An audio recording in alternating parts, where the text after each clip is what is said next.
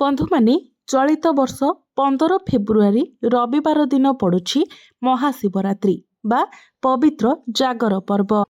तेबे एही पवित्र महाशिवरात्रि दिन आपण केउं स्थान रे एवं किपरि भाबरे 5टी दीप लगाइबा द्वारा आपणक जीवन रे थिबा समस्त समस्या गुड़िक दूर होइजिबो।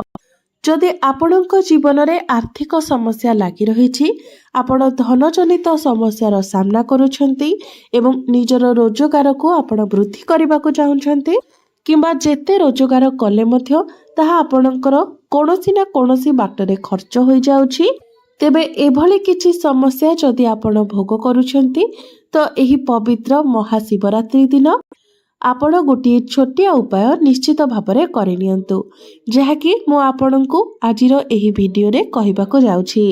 तो बंधु माने आपण माने एही 5टी दीपर उपाय पवित्र महाशिवरात्रि दिन निश्चित भाବରେ करिनियंतु। एही उपायटी अत्यंत ही चमत्कारी उपाय अटे। तेबे बंधु माने भिडियोटी रे आगको बढ़िबा पूर्वरु आपण माने भिडियोटी को लाइक करी चैनल टी को सब्सक्राइब करी दियंतु एवं भक्ति एवं श्रद्धार सहित कमेंट बॉक्स रे ओम नमः शिवाय निश्चय लिखंतु। तो बंधु माने आपण माने एही पवित्र महाशिवरात्रि दिन घरर एही स्थान रे एही 5टी दीप को निश्चय जलाई दियंतु। वर्ष सारा आपणक जीवन रे धनर अभाव हेबो नाही, अनेक स्रोतरु आपणको रोजगार हेबो।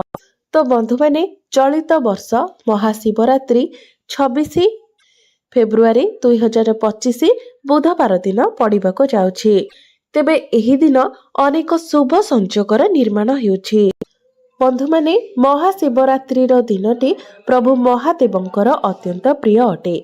एही दिनटी प्रभु भोला शंकर को प्रसन्न करिबा पई सर्वोत्तम बोली माना जाय थाए। तो बंधु माने महाशिवरात्रि दिन आपण किछि करंतु किंबा न करंतु, किंतु एही स्थान रे आपण 5टी दीप निश्चय जलाई दियंतु। बंधु माने प्रत्येक ओषा व्रत अनुष्ठान पूजा पाठ जेते सबु भी आमे करू अच्छे, प्रत्येक थिरे दीपर महत्व अधिक रही अछि। दीप प्रज्वलनर विधि रही अछि, कारण आमे माने प्रतिदिन जे पूजा करिथाउ ताहा मध्य दीप बिना अधूरा अटे। प्रतिदिनर पूजारे मध्य आमे दीप प्रज्वलन करिथाउ, कारण दीप बिना पूजा असंपूर्ण रही थाए। तो बंधु माने आमे माने प्रत्येक दिन पंचोपचार विधि रे ठाकुरंकर पूजा करिथाउ एवं एही पंचोपचार रे दीपर मध्य महत्व रही थाए। शास्त्र अनुसारे गंधम पुष्पम तथा धूपम दीपम नैवेद्य अखंड फलमासाध्यम ऐबल्यम नवते ध्रुवम। तेणु आमे जेउ पंचोपचार विधि रे पूजा करूछे, एथिरे दीपर महात्म्य बहुत अधिक रही अछि, कारण दीप हेउछंती आम पूजार साक्षी सदृश। आमे जेउ पूजा करूछे, व्रत करूछे, ओषा करूछे, दीप हेउची से सबुर साक्षी स्वरूप। दीप हेउछंती प्रकाशर स्वरूप। ईश्वरंकर सत्ता को अनुभव करिबा पई आमे माने दीप प्रज्वलन करिथाउ। सेथिपई पूजारे दीपर स्थान सर्वोच्च रही थाए। तो बंधु माने पवित्र महाशिवरात्रि दिन आपण जदि दीपर एही चमत्कारी उपाय पालन करूछंती, तो आपणक जीवन रे जेमितिका आर्थिक समस्या थिले मध्य ताहा निश्चित भाबरे दूर होइजिबो एवं चतुर्दिगरु आपणको धन प्राप्ति हेबो। तेबे एही उपाय पाई आपण प्रदोष समय अर्थात संध्या समय 5टी दीप प्रस्तुत करिवे। तो बंधु माने सेथिपई आपण माटीर दीप व्यवहार करि परिबे। तेबे प्रत्येक दीपरे आपण राशि तेल दियंतु एवं 2टी लेखाए बलिता दे आपण दीप प्रस्तुत करि नियंतु। तेबे दीप प्रस्तुत करि सारिबा परे सेही 5टी दीप को आपण केउ स्थान रे लगाइबे।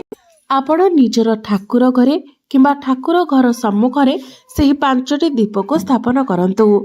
सेही 5टी दीप को आपण एभले भाबरे स्थापना करिवे जेमिति गोटिए दीपर मुख पूर्व दिग को रहिबो, आउ गोटिए दीपर मुख पश्चिम दिग को रहिबो, आउ गोटिए दीपर मुख उत्तर दिग को रहिबो एवं आउ गोटिए दीपर मुख दक्षिण दिग को रहिबो। तो 4टी दीपर मुख 4 दिग को रहिबो एवं सेही 4टी दीपर मझिरे आपण आउ गोटिए दीप को रखिदेबे। ତେବେ ଆପଣ ଯେତେବେଳେ ଦୀପ ଲଗାଇବେ ତ ଦୀପ ଜଳାଇବା ପୂର୍ବରୁ ଆପଣ ଦୀପ ପାଇଁ ଆସନ ପ୍ରସ୍ତୁତ କରିନେବେ। କାରଣ ବିନା ଆସନରେ ଦୀପ ଜଳାଯାଇ ନଥାଏ। ବିନା ଆସନରେ ଜଳାଯାଇଥିବା ଦୀପର କୌଣସି ବି ଶୁଭ ଫଳ ଆପଣଙ୍କୁ ପ୍ରାପ୍ତି ହୋଇନଥାଏ। ଦୀପକୁ ସିଧାସଳଖ ତଳେ ରଖାଯାଇନଥାଏ। ଶାସ୍ତ୍ର ଅନୁସାରେ ଯେଉଁ ବ୍ୟକ୍ତିମାନେ ଦୀପକୁ ସିଧାସଳଖ ଭୂମି ଉପରେ ରଖିଥାନ୍ତି ସେହି ବ୍ୟକ୍ତିମାନେ 7 ଜନ୍ମ ପର୍ଯ୍ୟନ୍ତ ଅନ୍ଧତ୍ୱ ପ୍ରାପ୍ତି କରିଥାନ୍ତି। ତେଣୁ ଦୀପ ପ୍ରଜ୍ୱଳନ କରିବା ପୂର୍ବରୁ ଆପଣ ସବୁବେଳେ ଦୀପ ତଳେ କିଛି ଅରୁଆ ଚାଉଳ ନଚେତ୍ କିଛି ଫୁଲ କିମ୍ବା କିଛି ପତ୍ର ଉପରେ ମଧ୍ୟ ଆପଣ ଦୀପକୁ ରଖିପାରିବେ। ମାତ୍ର ସିଧାସଳଖ କେବେ ବି ଭୂମି ଉପରେ ଆପଣ ଦୀପ ରଖି ଜଳାଇବେ ନାହିଁ।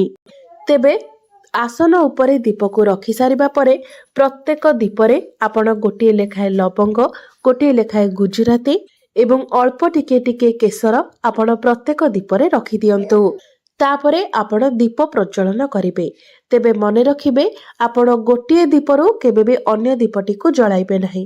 କାରଣ ଏଭଳି ଭାବରେ ଦୀପ ଜଳା ଯାଇନଥାଏ। ପ୍ରତ୍ୟେକ ଦୀପକୁ ଆପଣ ଥରେ ଥରେ କରି ଜଳାଇବେ।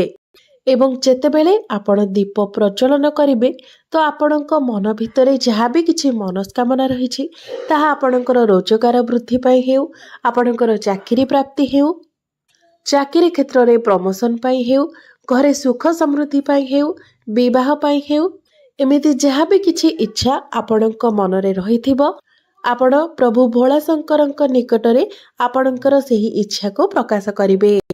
ହେ ଦେବାଧିଦେବ, ହେ ନୀଳକଣ୍ଠ, ହେ ମହେଶ୍ୱର, ମୁଁ ଏହି 5ଟି ଦୀପକୁ ଆପଣଙ୍କ ଉଦ୍ଦେଶ୍ୟରେ ସମର୍ପିତ କରୁଛି। ଆପଣ ମୋତେ ତଥା ମୋର ପରିବାରକୁ ସଦୟ ହୁଅନ୍ତୁ।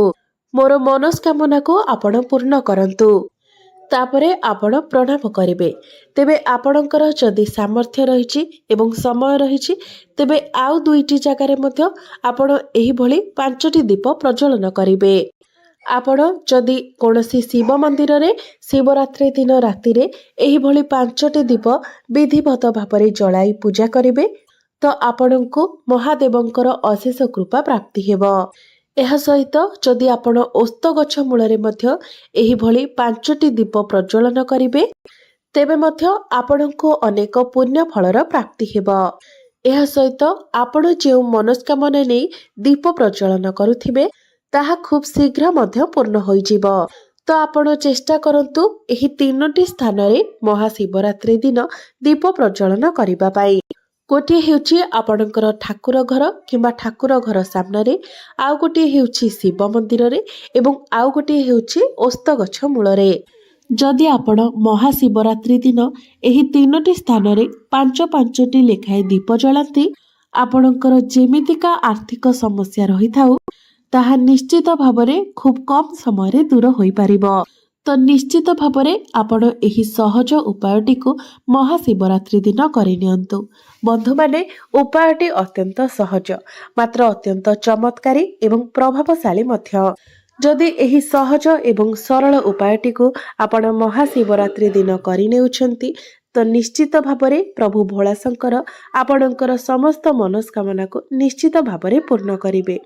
ତେବେ ବନ୍ଧୁମାନେ, ବର୍ଷରେ ଏଭଳି ଗୋଟିଏ ଦିନ ଆସିଥାଏ ଯେଉଁଦିନ ଆମକୁ ସୁଯୋଗ ମିଳିଥାଏ ପ୍ରଭୁ ଭୋଳାଶଙ୍କରଙ୍କୁ ପ୍ରସନ୍ନ କରିବା ପାଇଁ। ତେଣୁ ଏହି ଦିନ ଆପଣ ଏହି ଉପାୟଟିକୁ ନିଶ୍ଚିତ ଭାବରେ ପାଳନ କରନ୍ତୁ। ତେବେ ଯେତେବେଳେ ଆପଣ ଏହି ଉପାୟଟିକୁ ପାଳନ କରିବେ ତ ମନରେ ଆପଣ ଭକ୍ତି ଏବଂ ସମ୍ପୂର୍ଣ୍ଣ ବିଶ୍ୱାସ ରଖି ଶ୍ରଦ୍ଧା ରଖି ଉପାୟଟିକୁ ପାଳନ କରିବା ଉଚିତ। କାରଣ ବିନା ବିଶ୍ୱାସରେ ବିନା ଶ୍ରଦ୍ଧାରେ କୌଣସି ବି ଉପାୟ ଫଳଦାୟୀ ହୋଇନଥାଏ। ତେଣୁ ଆପଣ ନିଜ ମନରେ ଈଶ୍ୱରଙ୍କ ପ୍ରତି ଭକ୍ତି ରଖି ସମ୍ପୂର୍ଣ୍ଣ ଭାବରେ ବିଶ୍ୱାସ ରଖି ଉପାୟଟିକୁ ପାଳନ କରିବା ଉଚିତ। ତେବେ ଯାଇ ଏହି ଉପାୟ ଆପଣଙ୍କୁ ଫଳ ପ୍ରଦାନ କରିବ। କାରଣ ଆପଣମାନେ ସମସ୍ତେ ଜାଣନ୍ତି ବିଶ୍ୱାସର କେତେ ଅଧିକ ଶକ୍ତି ରହିଥାଏ। ବିଶ୍ୱାସେ ମିଳଇ ହରି ତର୍କେ ବହୁ ଦୂର। ତ ପ୍ରତ୍ୟେକ ଜିନିଷରେ ବିଶ୍ୱାସର ବହୁତ ଅଧିକ ମହତ୍ତ୍ୱ ରହିଥାଏ। ଭକ୍ତି ଏବଂ ଶ୍ରଦ୍ଧାର ବହୁତ ଅଧିକ ମହତ୍ତ୍ୱ ରହିଥାଏ। ତେଣୁ ଆପଣଙ୍କ ମନରେ ଭକ୍ତି, ଶ୍ରଦ୍ଧା ଏବଂ ବିଶ୍ୱାସ ରହିବା ଅତ୍ୟନ୍ତ ଜରୁରୀ। ତେବେ ଯାଇ ଆପଣଙ୍କ ଦ୍ୱାରା କରାଯାଉଥିବା ପ୍ରତ୍ୟେକ ଉପାୟ ଫଳଦାୟୀ ହୋଇଥାଏ।